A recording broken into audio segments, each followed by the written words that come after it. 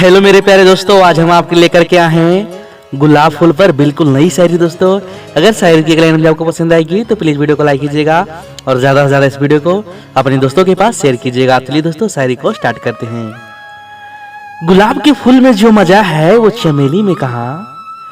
गुलाब के फूल में जो मजा है वो चमेली में कहाँ।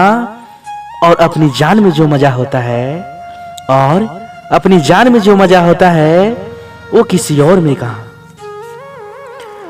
किसी से प्यार करो तो दिल को खोलकर, किसी से प्यार करो तो दिल को खोलकर, और किसी को प्रपोज करो तो गुलाब के फूल देकर, और किसी को प्रपोज करो तो गुलाब के फूल देकर।